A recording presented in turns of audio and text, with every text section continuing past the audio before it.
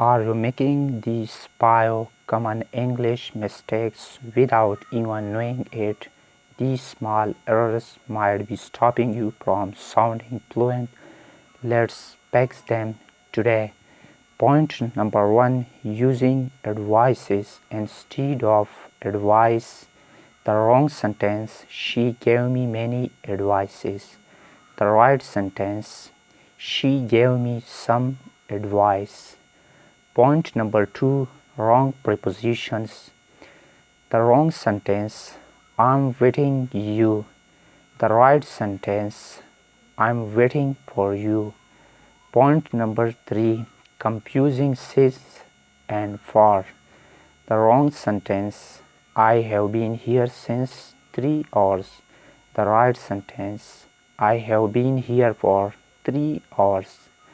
Point number 4: adding unnecessary plural. Let's suppose with as. The wrong sentence: furnitures are expensive.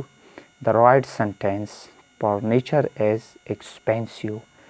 Point number 5: using did plus past tense verb together. The wrong sentence: I didn't went to the party. The right sentence: I didn't go to the party. Now you know 5 common mistakes and how to fix them.